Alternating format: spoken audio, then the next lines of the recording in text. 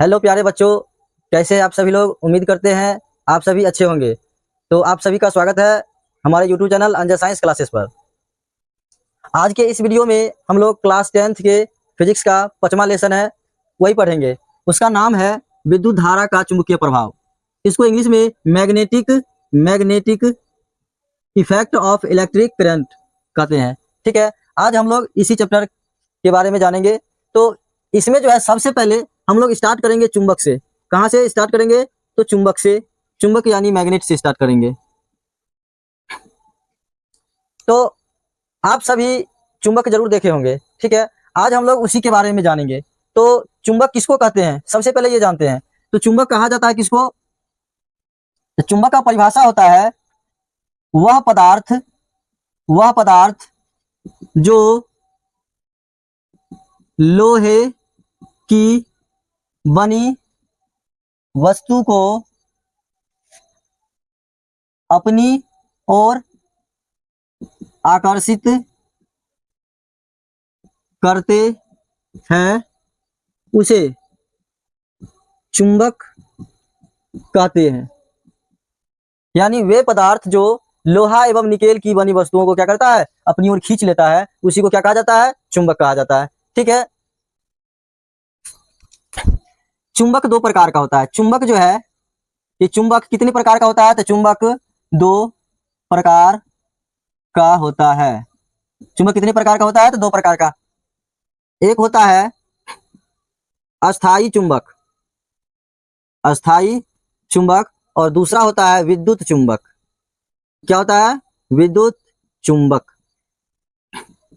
अब इस दोनों के बारे में समझ लेते हैं। अस्थाई चुंबक किसको कहते हैं? तो जिस चुंबक में चुंबकत्व का गुण। अच्छा, चुंबकत्व का गुण का मतलब क्या हुआ? कि किसी भी वस्तु को, मतलब धातु या निकेल की बनी वस्तु को आकर्षित करने का गुण। ठीक है, तो जिस चुंबक में चुंबकत्व का गुण हमेशा बरकरार रहता है, उसमें खत्म नहीं होता है, उसको हम लोग अस्थाई चुंबक कहते हैं। इसका परिभाषा होता है जिस चुंबक में चुंबकत्व का गुण हमेशा रहता है, उसे अस्थाई चुंबक कहते हैं। यानी जिस चुंबक में चुंबकत्व का गुण हमेशा रहता है, उसे अस्थाई चुंबक कहते हैं। यानी इसमें जो चुंबकत्व का गुण होता है, लोहा को आकर्षित करने का गुण होता है, वो हमेशा बरकरार रहता है, यानी समाप्त नहीं होता है। ठीक है, लेकिन इसमें क्या होता है? विद्युत चुंबक में जब किसी परिनालिका से यानी विद्युत परिपथ से विद्युत धारा प्रवाहित होता है, तब उस परिपथ के चारों तरफ चुंबक का गुण आ जाता है, उसी को हम लोग क्या कहते हैं? चुंबक, विद्युत चुंबक कहते हैं। ठीक है, तो इसका परिभाषा होगा जिस चुंबक में चुंबकत्व का गुण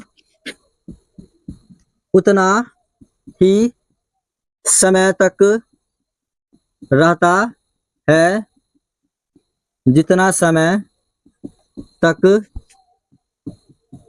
परिपथ में विद्युत धारा प्रवाहित होती है। ठीक है, यानी विद्युत चुंबक में क्या होता है कि चुंबकत्व का गुण जो होता है वो उतने समय तक रहता है जितने समय तक परिपथ में विद्युत धारा जाता है। यानी परिपथ में जितने समय तक करंट रहता है, उतना ही समय तक क्या आता है? उसमें चुंबकत्व का गुण होता है। इसलिए इसको क्या कहा जाता है? विद्युत चुंबक, क्योंकि ये चुंबकत्व का गुण किसके वजह से आया? विद्युत के वजह।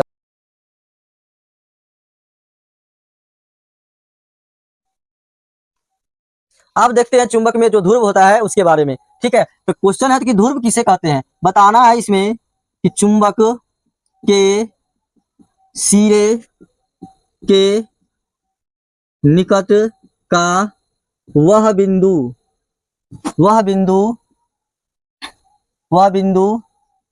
जहां